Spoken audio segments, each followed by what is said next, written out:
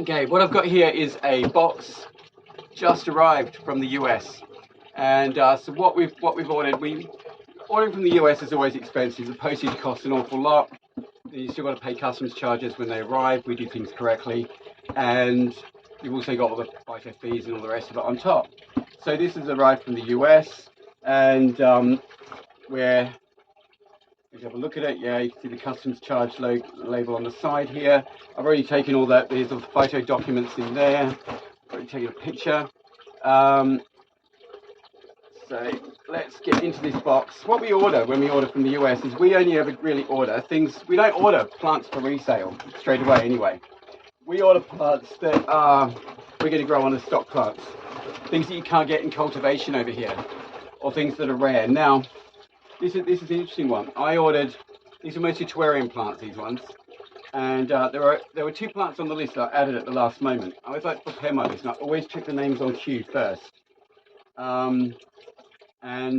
Just make sure that what I'm ordering is a legitimate name, etc.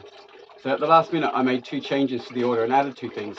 One of them turns out to be a synonym of something I've already got. That's all right. There might be variations, or it could be incorrectly labelled, so I can live with that one. And it's a genus of Askenanthes, so I like those. And the other one was, I can't even remember now. I remember when I see it in here, but yeah. So yeah, always check and do your research first before you spend lots of money on imports, if you're going to import. Usually you have to be a business person to do it legitimately. Okay, here we go. There's going to be some leaf drop on these. They've been in the box since the 11th of October. This one here is a Gesneriad.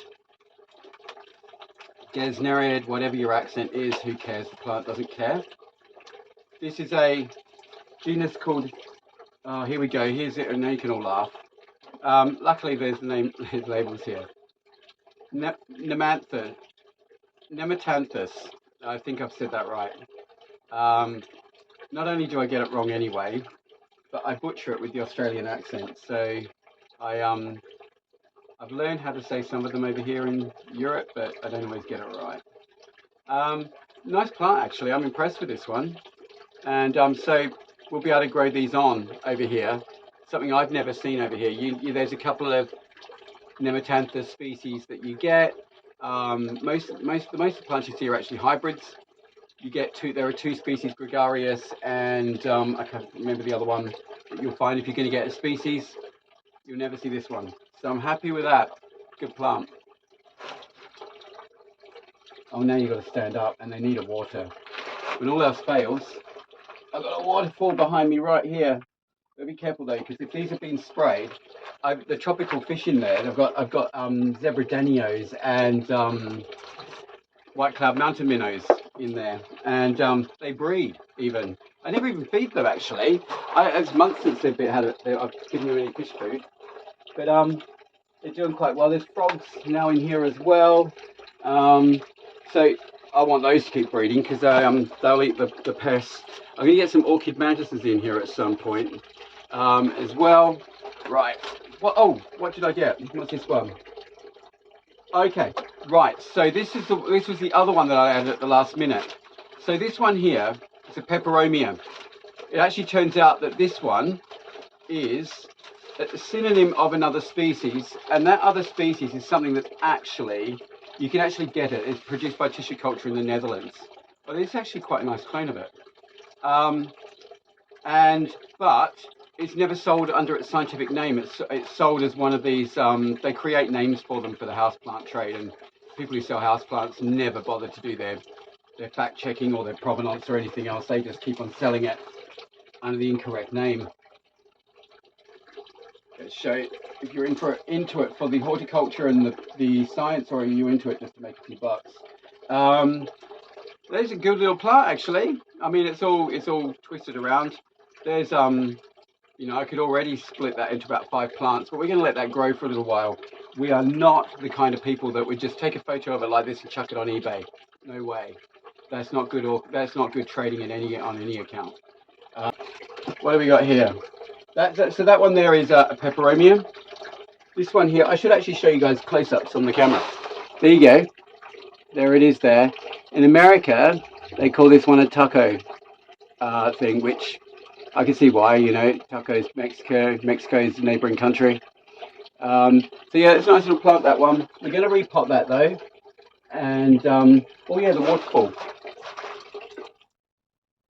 Yay! Right, it's so handy having that thing there.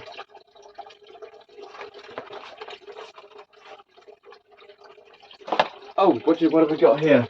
Another peperomia. Oh, this is a new species. A new species discovered in Peru.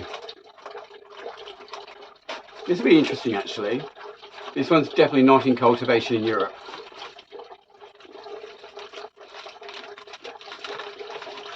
Here we go. Rather a large plant. Oh, wow.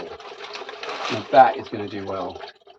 It's a little bit of cold damage to it. Let's get rid of some of the leaves that are dying. That's definitely got some cold damage. So what I don't want to do is put it into an environment now that is too warm for it. But that is rather special. You can imagine that in terrariums where, you know, you can create little mini bonsais in terrariums using this. That is definitely very cold. That has not been properly put by Parcel Force into a temperature controlled environment like it's meant to be. When sending plants, and particularly when sending them overseas, because they will go to -50 and all that sort of thing in the airline, you know, it's -50 outside, I mean. So if you just put them in the general, they're not going into a temperature controlled environment, and if it doesn't say to put them in a temperature controlled environment, they'll, you know, subjected to temperatures like that. Yeah, so this one has probably been sitting on the depot floor at Parcel Force.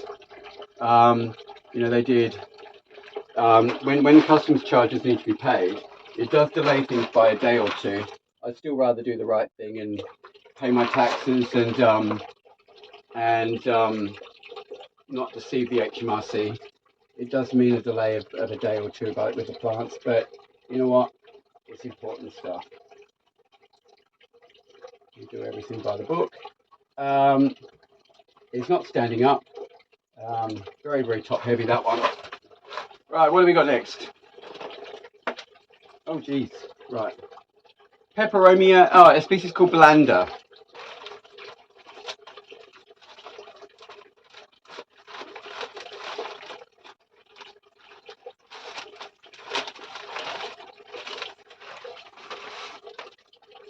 Definitely not showing signs of cold damage, this one.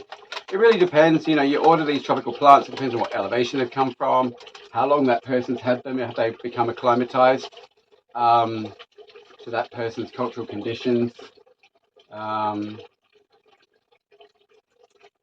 Nice. God, these things are going to propagate so well as well. Wow. There's actually probably about 5 plants here. They're all attached, but yeah. Now that is rather special. That is one cool plant. So that's Peperomia Blanda.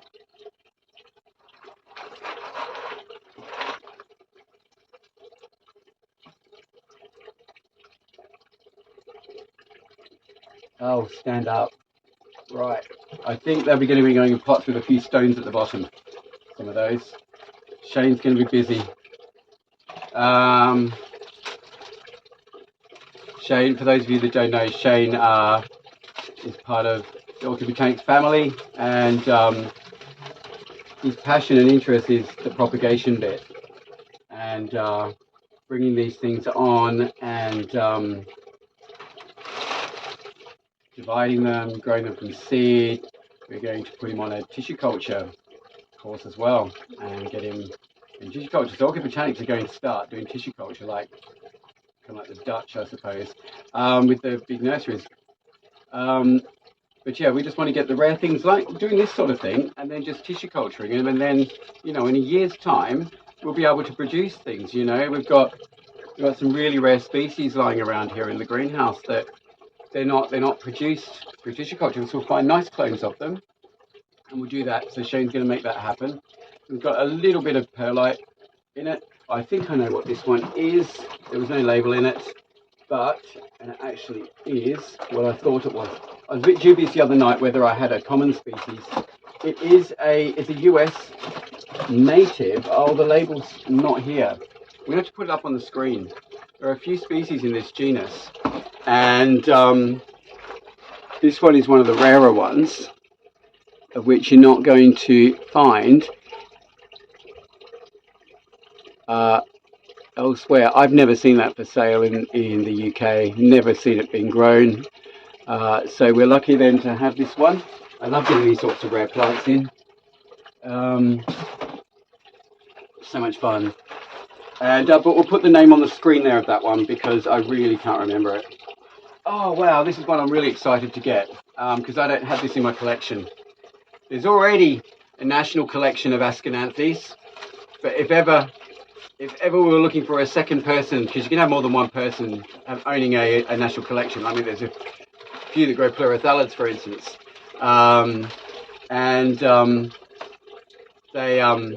So I've always toyed with the idea: should I do an Askenanthes or a Columnia national collection, because I love those two genera, absolutely love them. Now there isn't one for Columnia, but there is one in the Edinburgh Botanic Gardens for Askenanthes. We've got about 60 species or something crazy like that. I mean, I'm jealous. I mean, I'd be happy with 20. Right, that is one special plant. So this one here, Shane's going to love this one. If you like, there's anything dangly with leaves close together. This one is Askenanthes gracilis, or gracilis, whatever your accent is. That is pretty special. I think I'm feeling the love for that plant. Wow. That's my favourite so far. So, and all of these things we're going to propagate. Take